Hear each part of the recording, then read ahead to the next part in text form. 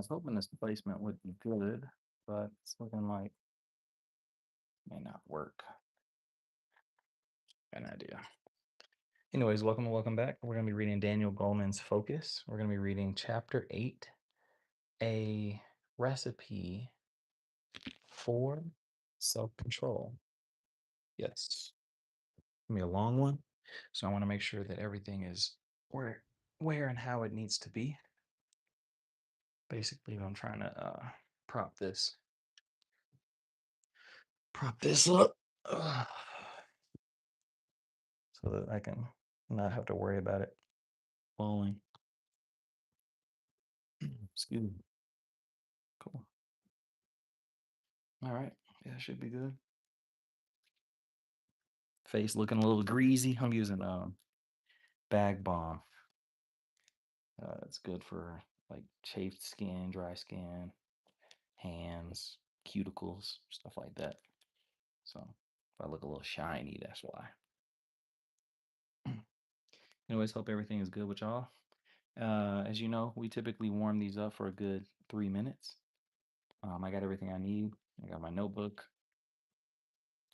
I have my pen to annotate the words that we don't know. So sometimes that's bound to happen. Oh, we did have some words. Sardonic, precept, subprime, derivatives, and tranches. Okay. Anyways, I'm gonna write down chapter 8. I got my bedtime tea up here. I'll probably get after that. Probably a recipe. If I get to that tea about halfway through for self-control. Okay. All right.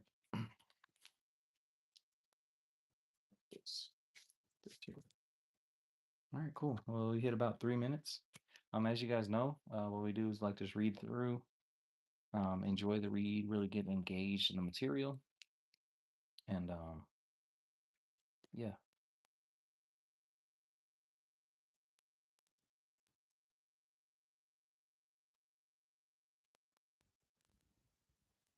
All right. So I was just listening, making sure the little ones aren't, running around. Okay, so let's go ahead and get into it. Daniel Goleman's Focus, the hidden driver of success. Chapter 8, a recipe for self-control. When my sons were just 2 or so and would get upset, I sometimes use distraction to calm them down. Look at that birdie. Or an all service enthusiastic, what's that? With my gaze or finger directing their attention towards something or other. Attention regulates emotion. This little ploy uses selective attention to quiet the agitated amygdala. So long as a toddler stays tuned to some interesting object of focus, the distress calms. The moment that thing loses its fascination, the distress, if still held on to by networks of the amygdala, come roaring back.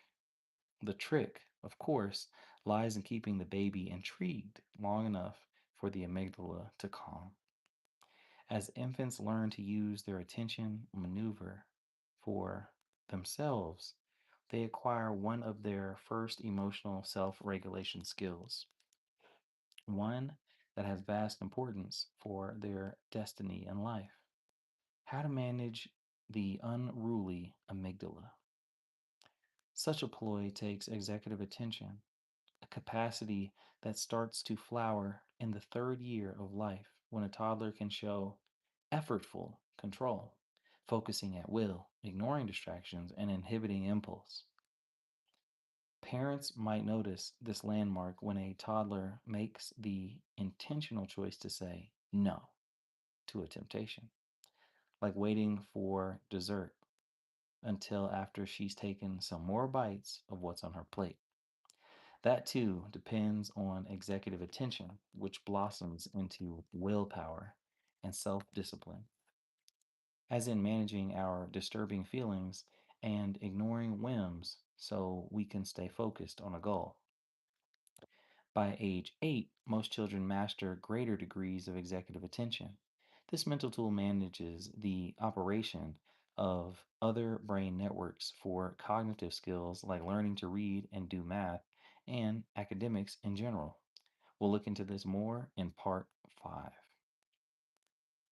Our mind deploys self awareness to keep everything we do on track. Metacognition, thinking about thinking, lets us know how our mental operations are going and adjust them as needed. Meta emotion does the same with regulating the flow of feelings and impulse. In the mind's design, self awareness is built into regulating our own emotions, as well as sensing what others feel. Neuroscientists see self control through the lens of the brain zone's underlying executive function, which manages mental skills like self awareness and self regulation, critical for navigating our lives. Executive attention holds the key to self management. This power to direct our focus onto one thing and ignore the others lets us bring to mind our waistline when we spot those quarts of cheesecake brownie ice cream in the freezer. This small choice point harbors the core of willpower, the essence of self regulation. The brain is the last organ of the body to mature anatomically, continuing to grow and shape itself into our 20s. And the network for attention are like an organ that develops in parallel with the brain. So I'm going to write down anatomically, not because I don't necessarily understand it in context, anatomically, but I think, just one of those things where I don't think I've ever looked up the actual definition.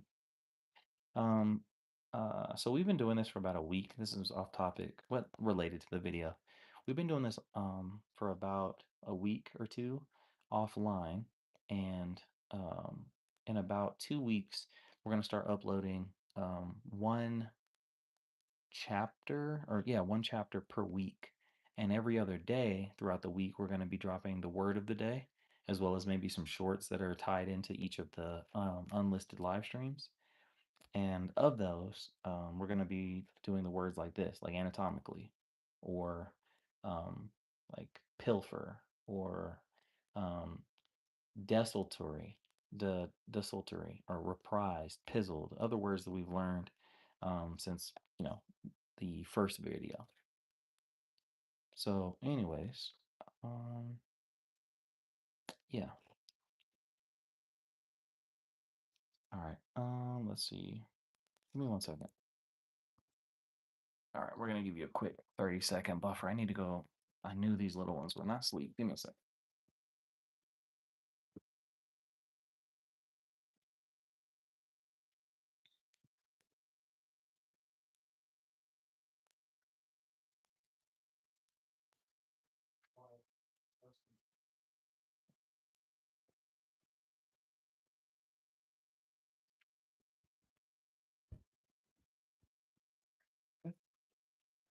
Oh, I do apologize.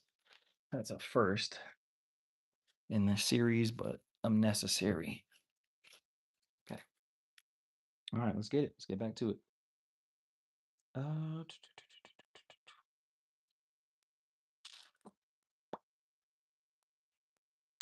so we were talking about the parallel of the brain is the last organ to mature anatomically, and then that word is the one that we're going to be writing down. And then it continues to grow and shape itself in our 20s. And the network for attention, like an organ that develops in parallel with the brain. As every parent of more than one child knows, from day one, each baby differs, viewing line. One is more alert or calmer or more active than the other. Such differences in temperament reflect the maturation and genetics of various brain networks. How much of our talent for attention comes from our genes? It depends. Different attention systems, it turns out, have different degrees of heritability. The strongest heritability is for executive control. Even so, building this vital skill depends to a large extent on what we learn in life. Epigenetics, the science of how our environment affects our genes, tells us that inheriting a set of genes is not in itself enough for them to matter. Genes have what amounts to a chemical on and off switch. If they are never turned on, we may as well not have them. The on switch comes in many forms, including what we eat, the dance of chemical reactions within the body, and what we learn. Boy, so I've learned about epigenetics, but I'm going to write it down because this is an amazing topic in itself. When you think of trauma and things that have been passed down based off of environments, they have studies in, I believe it's either in dogs or it's in mice. And basically, they will like, no animal abuse promotion here, but they'll basically like give a treat and either turn a light on or zap them or things of this nature. And this experiment is then passed on to the next generation of mice or rats or dogs or whatever it is. And then the light is turned on or the zap is administered or the snack is given or something. But basically, they're able to assess the brain of the animal and see that it like lights up or that they still react the same way even though they're not in that same exact environment. It's really cool to understand epigenetics or how things can be passed along genetically. um, but I didn't know about the on and off switch. That's new. I did not know that. So yeah, that's pretty cool. So like when people say, "Oh, you're prone for this or you're prone for that," it's kind of interesting to think about how some people are like, "Yeah, your granddaddy was an alcoholic," and it's like, but why would you put that on me? Well, epigenetically, maybe you might inherit some of these weak areas. Anyways, I don't want to eat up too much time because this is gonna be a long one. I done already stepped away, but that's just the nature of these videos. Like we're just keeping it real, man. Just keeping it organic while we reading.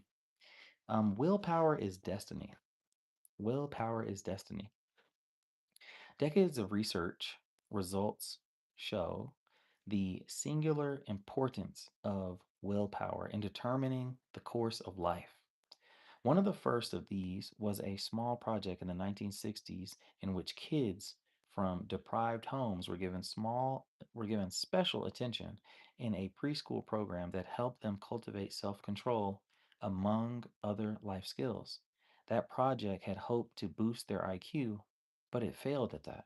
Still, years later, when those preschoolers were compared to with similar kids who had not participated in the program, over the course of life, they had lower rates of teen pregnancies, school dropouts, delinquency, and even missed days from work or days missed from work. The findings were a major argument for what has become the Head Start preschool program, now found everywhere in the United States. I have heard of Head Start. And then there was the marshmallow test, the legendary study done by psychologist Walter Mischel at Stanford University in the 1970s. Mischel invited 4-year-olds one by one into a game room at the Bing Nursery School on the Stanford campus. In the room, the child was shown a tray with marshmallows and other treats and told to pick one she would like. Then came the hard part. The experimenter told the child, "You can have your treat now if you want, but if you don't eat it until I come back from running an errand, you can have two then. The room was sanitized of distractions, no toys, no books, not even a picture.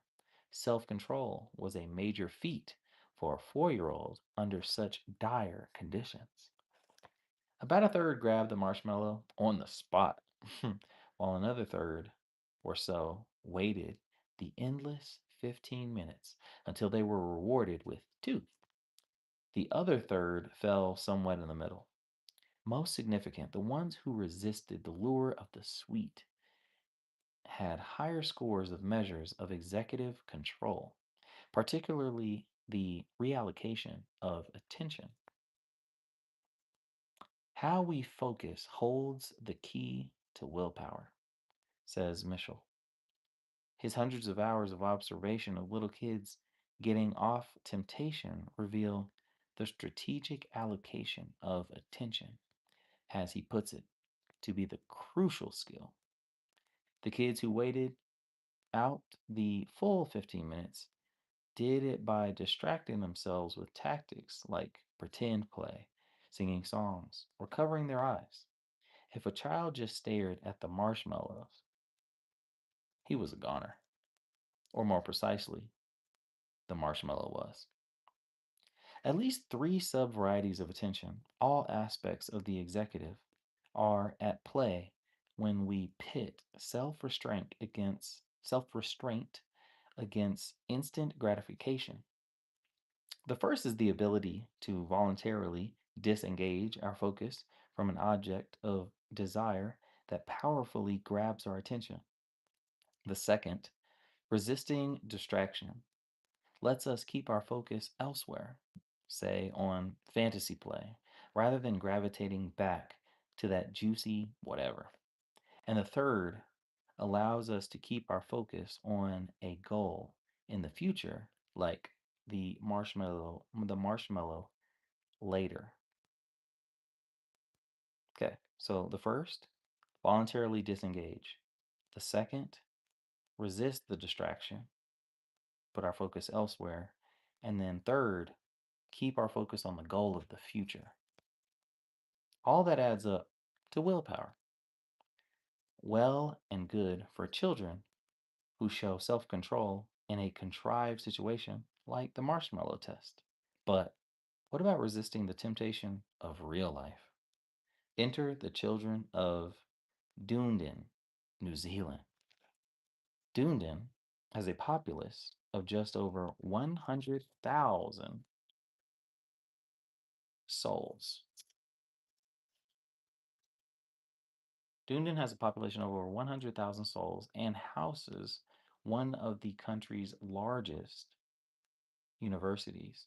This combination made the town ripe for what may be the most significant study yet in the annals of science on the ingredients of life success. In a dauntingly ambiguous project, 1,037 children, all the babies born over a period of 12 months, were studied intensively in childhood and then tracked down decades later by a team assembled from several countries. The team could you imagine finding out that you were born into a case study? Like that type of information to me, maybe for other people, like it's very disheartening. But like to find out that type of information after is like, why would you even say that? You get what I'm saying? Like, bro, I could have went the rest of my life without knowing that I was a part. It's like your homeboy's parent just walks in the room and be like, "You was an accident." I'd be looking at them like, "Damn, how do you swallow that pill?"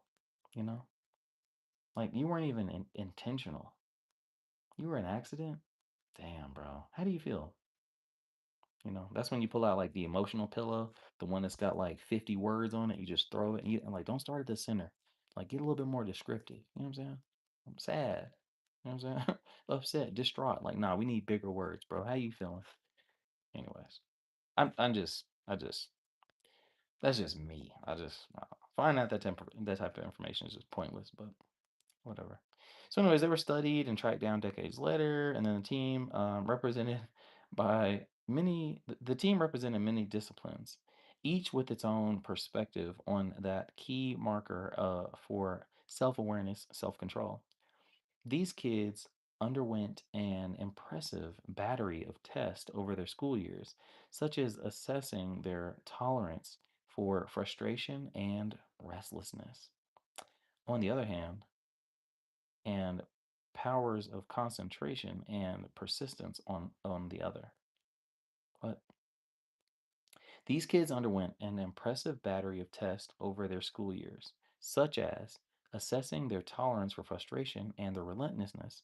On the other, on the one hand, the powers of okay, this is the wording was crazy. So on one hand, they're assessing their tolerance of frustration and the restlessness, and then on the other hand, the powers of concentration and persistence. Okay. After a 2 decade lull, all but 4% of the kids were tracked down, a feat far easier in a stable country like New Zealand than, say, a hypermobile United States. But then, young adults, by then, young adults, they were assessed for health. Physicals and lab tests looked at their cardiovascular, metabolic, psychiatric, respiratory, even dental and inflammatory conditions. Wealth, whether they had savings, were single and raising a child, owned a home, had credit problems, had investments, or had retirement funds. Crime. All court records in Australia and New Zealand were searched to see if they had been convicted of a crime. The better their self-control in childhood, the better the Dunedin kids were doing in their 30s. They had sounder health, they were more successful financially, and were law abiding citizens. The worse their childhood impulse management, the less they made, the shakier their health, and the more likely it was that they had a criminal record. The big shock. Statistical analysis found that a child's level of self control is every bit as powerful a predictor of her adult financial success and health, and criminal record for that matter, as are social class, wealth of family of origin, or IQ. Willpower. You know what's crazy is how they wrote this IQ in here. I never even seen. Maybe it's because I haven't seen the letter Q in this book. Yeah. Anyways, yeah, I'm just kind of you look at the Q's, like look at how like the Q even goes underneath the period. Like really exaggerated tails on the Q. And you know what's crazy is like the IQ has been in here a couple of times even previously, and I hadn't even noticed that. I'm gonna look at that going forward. If there's any other, anyways. Excuse me. Willpower emerged as a completely independent force in life success. In fact, for financial success, self control in childhood proved a stronger predictor than either IQ or social class of the family of origin. Ooh. The same goes for school success. In an experiment where American eighth graders were offered $1 now or $2 in a week, this simple gauge of self control turned out to correlate with their grade point average better than did their IQ. High self control predicts not just better grades, but also a good emotional adjustment, better interpersonal skills, a sense of security, and adaptability. Bottom line, kids can have the most economically privileged childhood, yet, if they don't master how to delay gratification in pursuit of their goals, those early advantages may wash out in the course of life. In the United States, for instance, only 2 in 5 children of parents in the top 20% of wealth end up in that privileged status. I'm gonna read that again. Only 2 in 5 children of parents in the top 20% of wealth end up in that privileged status. About 6 drift down to the bottom 20% in income. Conscientiousness seems as powerful a boost in the long run as fancy schools, SAT tutors, and pricey educational summer camps. Don't underestimate the value of practicing the guitar or keeping that promise to feed the guinea pig and clean its cage.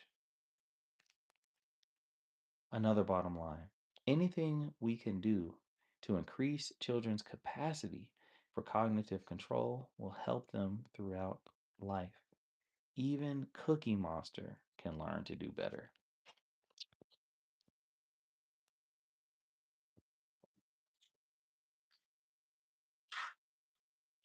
Let's see how much further we got. Yeah. Ooh, got got a long ways to go. Okay, anyways, 25 minutes. Yeah, it's gonna be over an hour for sure. I just want to let you guys know if you're making this far, I do appreciate it. It does mean a lot. Um, if you're getting anything out of it, let me know. You know, treat the comment section as like a reflective pool, and you can speak on whatever it is you enjoyed or whatever you didn't like. Um, but yeah, we're gonna keep pushing in a recipe for self-control. Okay. Cookie Monster learns to nibble.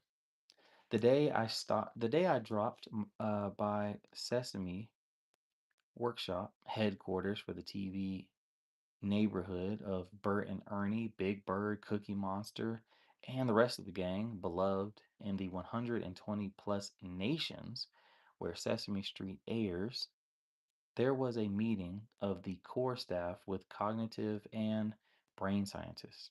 Sesame Street's DNA wrapped entertainment around the science of learning. At the core of every clip on Sesame Street is a curriculum goal, said Michael Levine, executive director of the Joanne Gaines Cooney Center at the show's workshop. Everything we show is pre tested for its educational value. A network of academic experts reviews show content, while the real experts, preschoolers themselves, ensure that the target audience will understand the message. And shows with a particular focus, like a math concept, are tested again for their educational impact on what the preschoolers actually learned.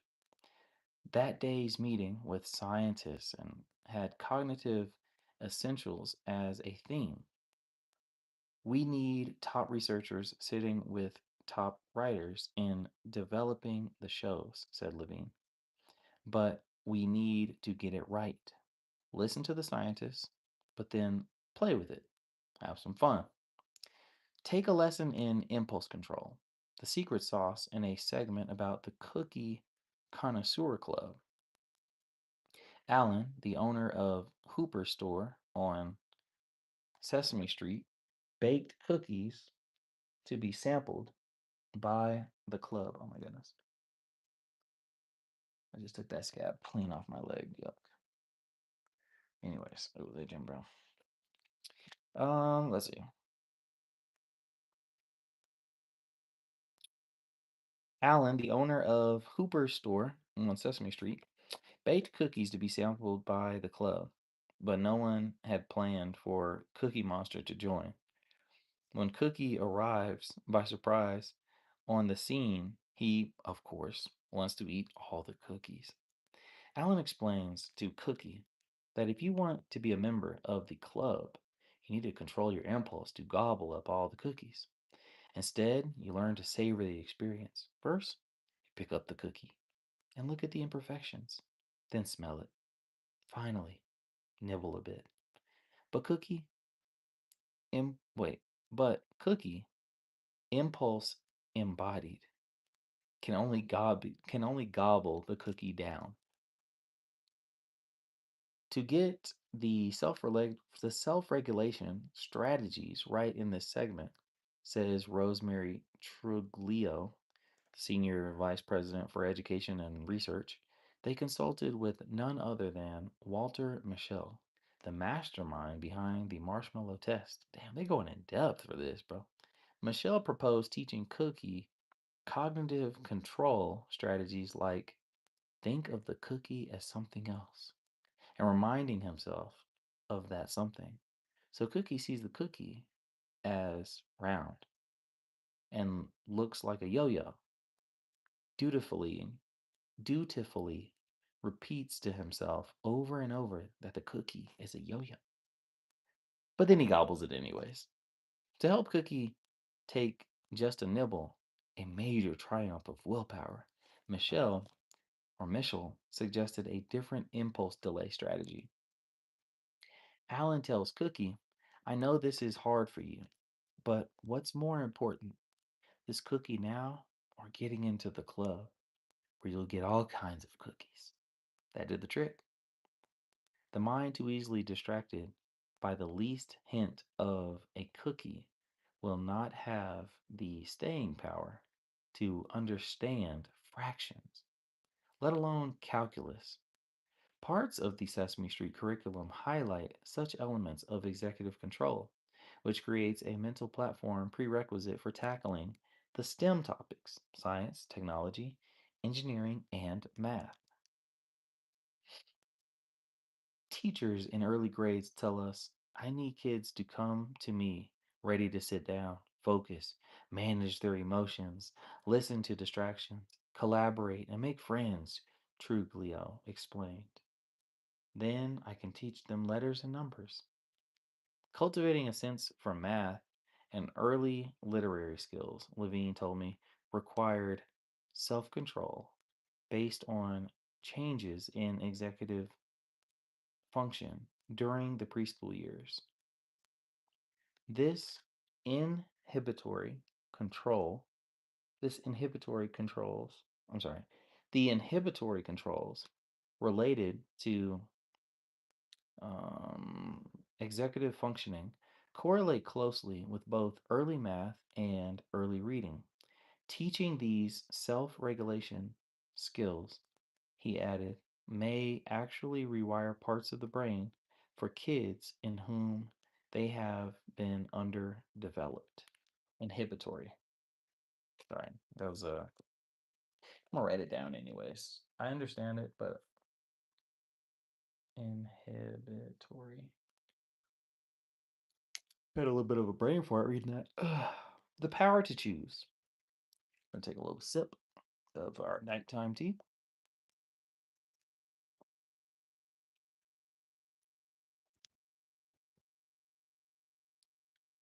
The power to choose. So here they have a visual. This book typically doesn't have visuals, so don't think we over here, reading one fish, two fish. You know what I'm saying? Um, this is actually the only picture that I've actually seen in the book thus far. Only other, only other like thing in the book is like this, like other reading others, and that's part three. But right now we're on part two. Okay, so you like this piece of art?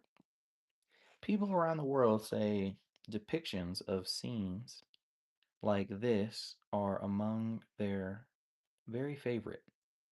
An idyllic, oh God, this is a word that is a part of the list. Idyllic or idyllic, view from a high vantage point looking toward water, a meadow, maybe some animals. Perhaps this universal preference dates back to a long epoch in human prehistory when our species roamed the savannas or huddled in caves tucked into a hillside for protection. The epoch. EPOCH.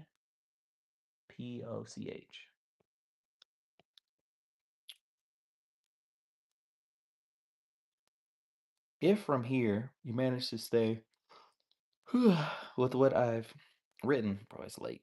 We trying.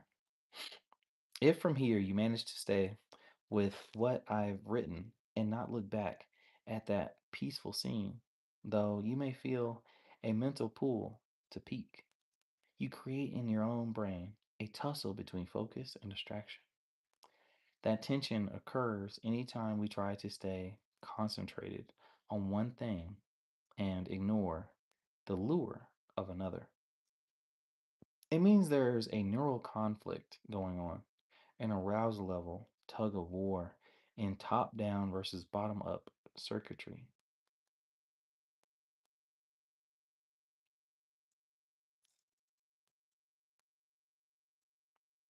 So basically, what they're saying, if you're able to stay concentrated on the here and now, reading the book and not looking back at the picture, then therefore you're winning the top down circuitry versus the more primitive bottom up. And by that way, remember, don't look over there at the art. Now, he put this in here just to distract us, bro. Focus. Right here with what I'm telling you about what's going on in your brain. The inner conflict duplicates the battle that a kid fights when her mind wants to wander away from her math homework to check texts from her BFF. Test high school students for their natural talent in math, and you'll find a spread. Some kids are pretty terrible, many are merely not so good, and 10% or so show great potential. Take that top 10% and track them as they go through a tough math class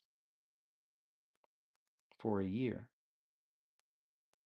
Most of them, or most, will get top grades. But contrary to predictions, a portion of these high potential students will fare poorly. Now give each of the math students a device that buzzes at random times during the day and ask them to rate their mood at that moment. If they happen to be working on math, those who did well will report being in a positive mood far more often than being in an anxious one. But those who do poorly will report the reverse, about 5 times more anxious episodes than pleasant episodes. That ratio holds a secret of why those with great potential for learning can sometimes end up floundering. Attention, cognitive science tells us, has a limited capacity. Working memory creates a bottleneck that lets us hold just so much in mind at any given moment, as we saw in chapter 1. As our worries intrude on the limited capacity of our attention, these irrelevant thoughts shrink the bandwidth left for, say, math. The ability to notice we are getting anxious and to take steps to renew our focus rests on self awareness. Such metacognition lets us keep our mind in the state best suited for the task at hand, whether algebraic equations, following a recipe, or haute couture. HAUTE space COUTURE. I don't know what that is, bro. Is it this pen? Yeah. I don't know what that is. Hot couture. I don't know what that is. HA. Okay. Sound like some type of hobby. I don't know. Anyways,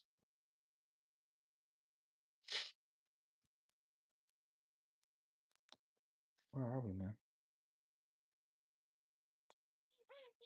Okay. Yeah. So, such metacognition lets us keep our mind in the state best suited for the task at hand, whether it's math, making a recipe, or hot couture. Okay. Whatever our best talents may be, self-awareness will help us display them at their peak. Of the many nuances and varieties of attention, two matter greatly for self-awareness: Selective attention lets us focus on one target and ignore everything else. Open attention lets us take in information widely in the world around us and the world within us and pick up subtle cues we'd otherwise miss. Extremes in either of these kinds of attention, being too focused outwardly or too open to what's going on around us, can, as Richard Davison puts us, put it impossible to be self aware. Executive function includes attention to attention itself, or more generally, awareness of our mental states. This lets us monitor our focus and keep it on track. Executive function, as cognitive control is sometimes called, can be taught, as we've just seen, and will explore and will explore in more detail in part 5.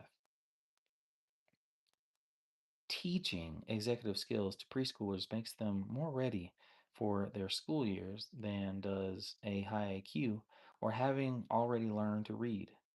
As the Sesame Street team knows, teachers want students with good executive function, as signified by self discipline, attention control, and the ability to resist temptations. Such executive functions predict good math and reading scores throughout school, apart from more than a child's IQ. Of course, it's not just for kids. This power to direct our focus onto one thing and ignore others lies at the core of willpower. A bag of bone.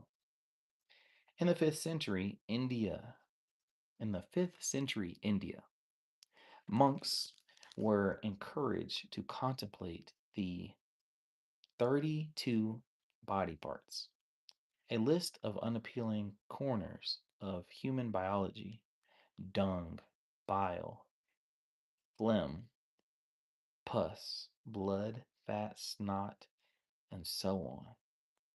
This focus on distasteful aspects was meant to build detachment from one's own body, as well as help celibate monks disavow lust.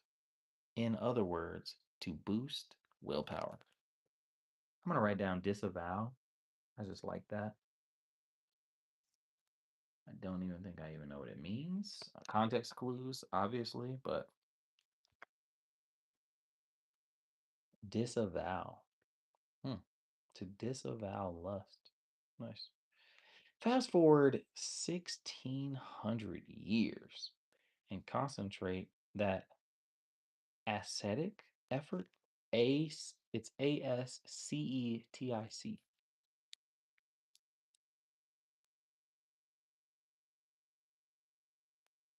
I'm gonna put effort in parentheses.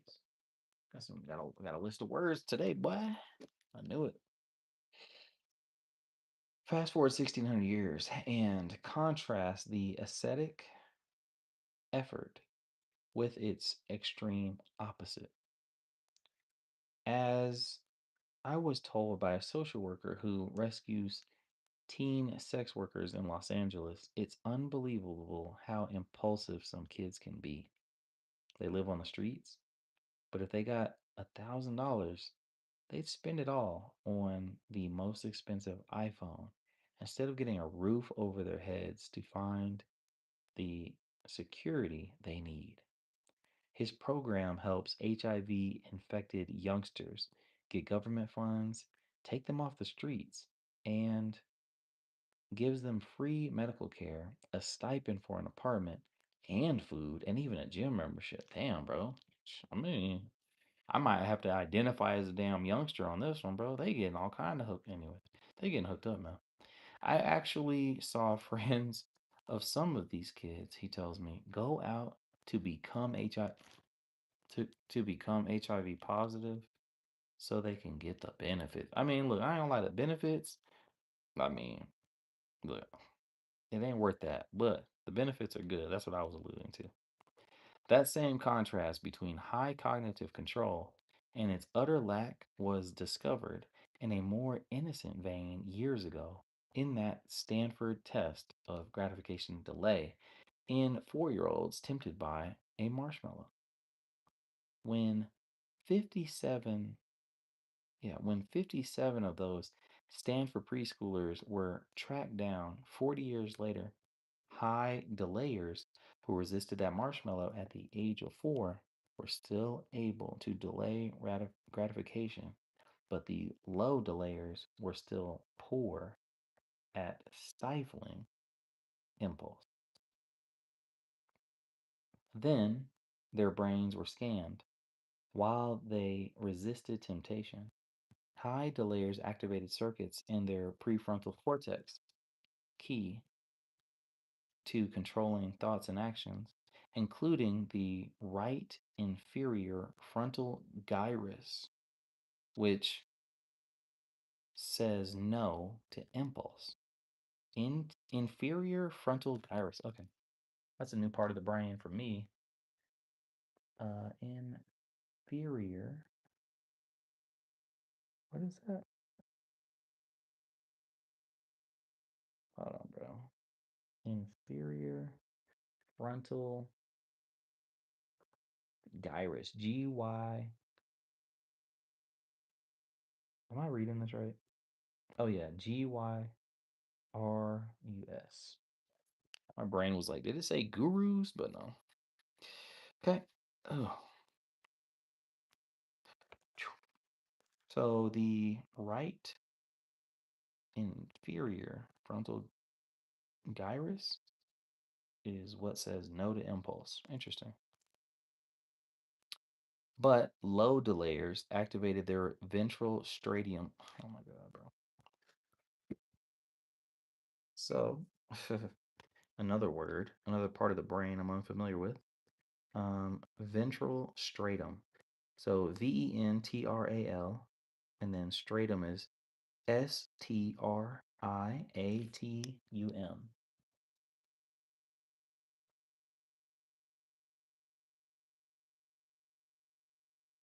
Is it A before I?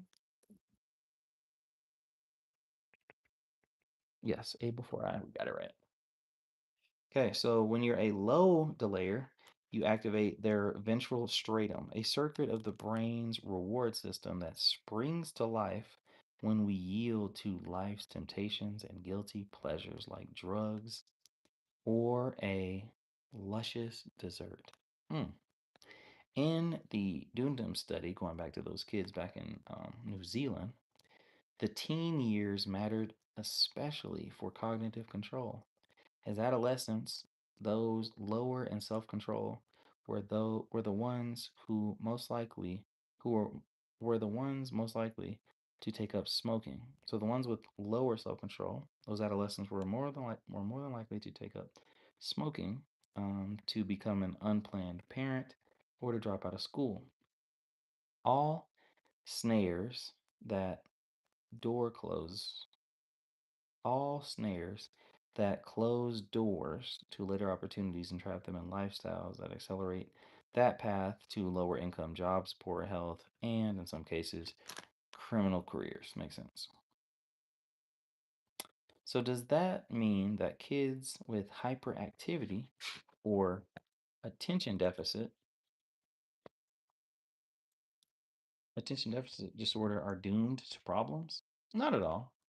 As for kids overall, there was a gradient of bad to good outcomes among those with ADHD. Even for this group, relatively um, greater self control predicted a better life outcome despite their attention problems while in school. It's not just 4-year-olds and teens. The chronic cognitive overload that typifies life for so many of us seems to lower our threshold for self control. The greater the demands on our attention, it seems, the poorer we get at resisting temptations.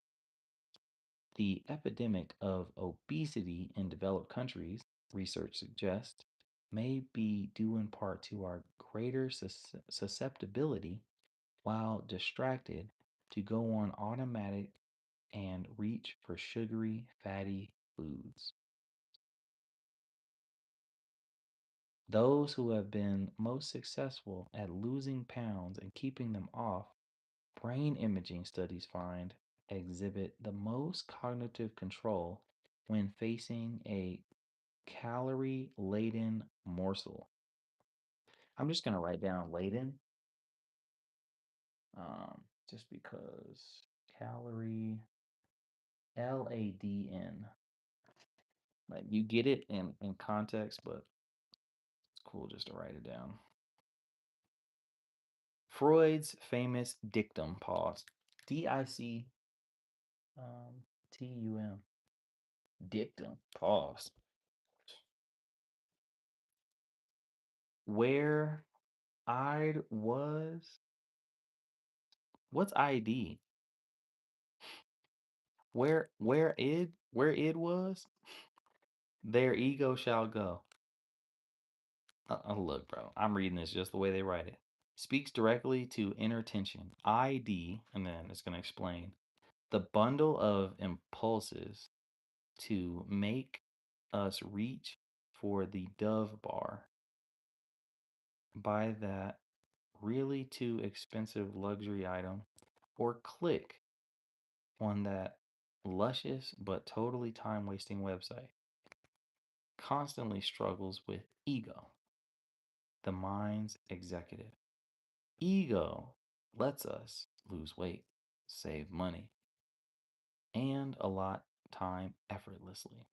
So I don't know what ID is, but where ID was, right? ID where it was, their ego shall be. Okay. Hmm. Anyways, in the mind's arena, willpower, a facet of ego, represents a wrestling match between top and bottom systems.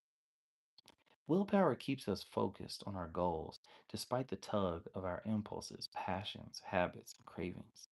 This cognitive control represents a cool mental system that makes an effort to pursue our goals in the face of our hot emotional reactions, quick, impulsive, and automatic. The two systems signify a critical difference in focus. The reward circuits fixate on hot cognition, thoughts with a high emotional charge, like what's tempting about the marshmallow. It's yummy, sweet, chewy. The greater in charge, the stronger the impulse, and the more likely it is our more sober minded prefrontal lobes will be hijacked by our desires. That prefrontal executive system, in contrast, cools the hot by suppressing the impulse to grab and reappraising the temptation itself. It's so fattening. You or your 4-year old can activate this system by thinking about, for example, the shape of the marshmallow, or its color, or how it's made. This switch in focus lowers the energy charge to grab for it. Just as he suggested for Cookie Monster in his experiments at Stanford, Michelle helped some of the kids out with a simple mental trick. He taught them to imagine that the candy is just a picture with a frame around it. Suddenly, that irresistible hunk of sugar that loomed so large in their mind became something they could pretend was not real, something they could focus on or not. Changing the relationship with the marshmallow was a bit of a mental judo that let kids who hadn't been able to delay their grab for the sweet more than 1 minute deftly resist, resist temptation for 15. Deftly, I don't even know what that means. DEFTLY.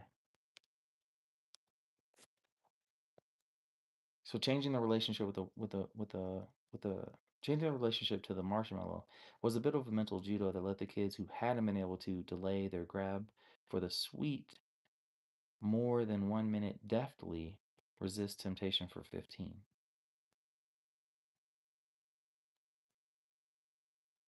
I don't know what deftly means. To me, deftly was like changing instantly.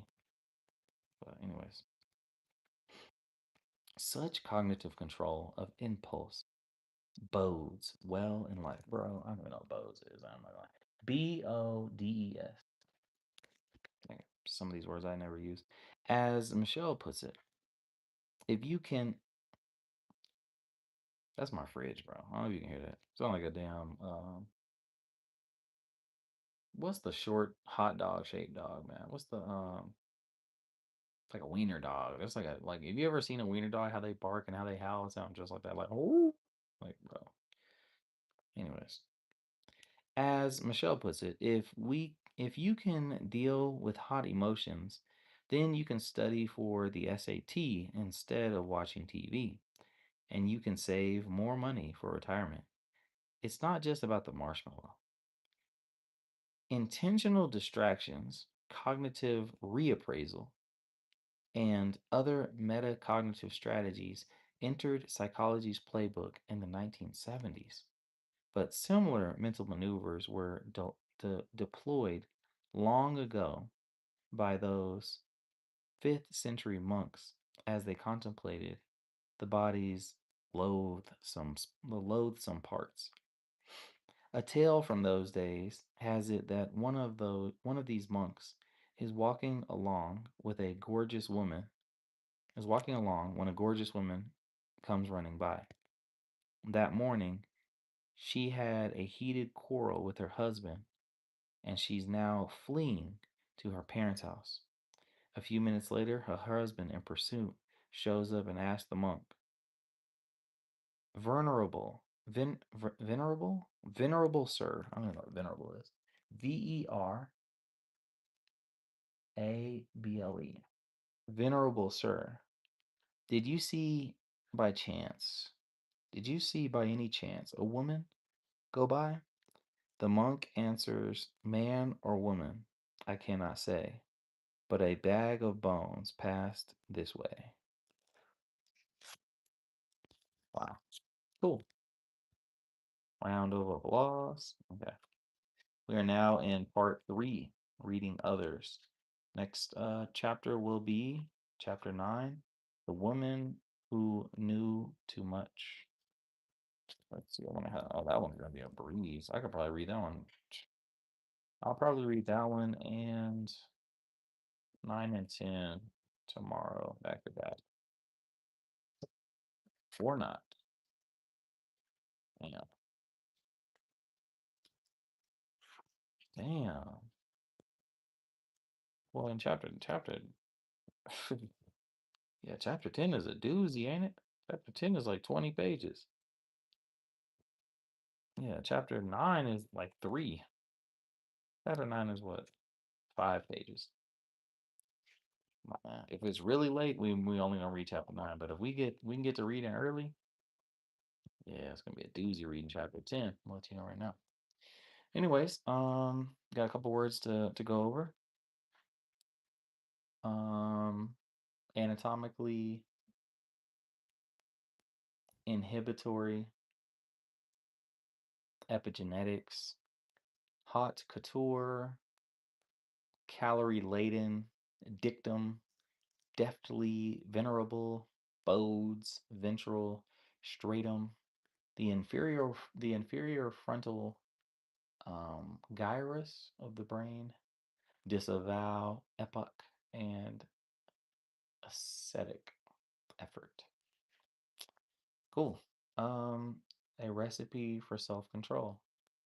It is very important to understand metacognition, the ability to have awareness of awareness, and to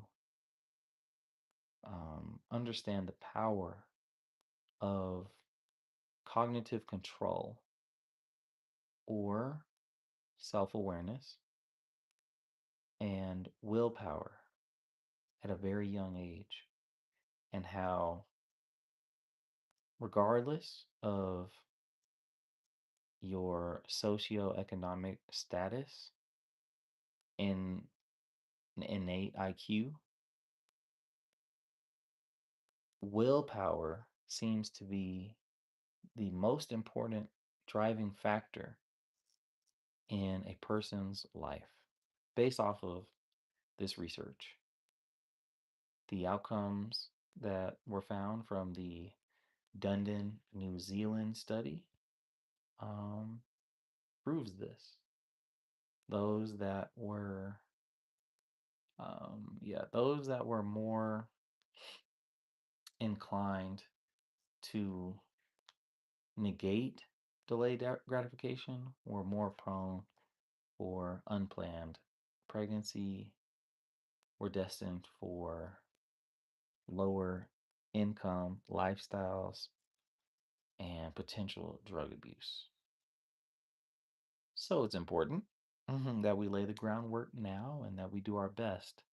Um, but it didn't really speak to whether these things are ingrained in us. They did say that there's some differences in children, like if you have more than one, that you may just have some that are genetically more apt to, um, grab that marshmallow, so to speak. So, anyways, yeah, a recipe for self-control. Shout out to the Cookie Monster one time. I did not know that that show was loved in 120 countries. That's pretty cool. Anyways, yeah, today's read was good. We just went over 60 minutes. I was expecting to still be reading, but cheers. Got my nighttime tea. I'm trying to do better with my sleep.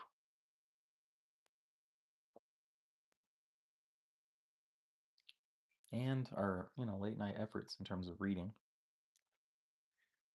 and working on our focus.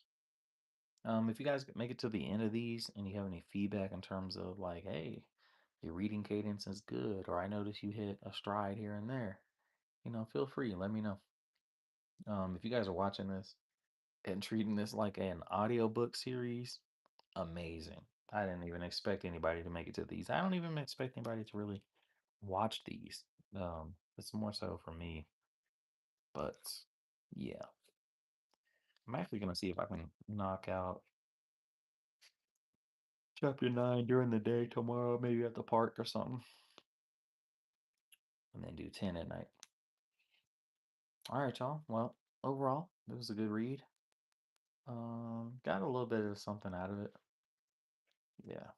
So the tricky part is just knowing when to apply this information, how to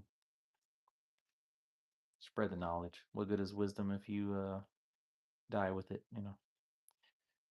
All right, cool. Well, I'm out of here. Easy work. Peace, y'all.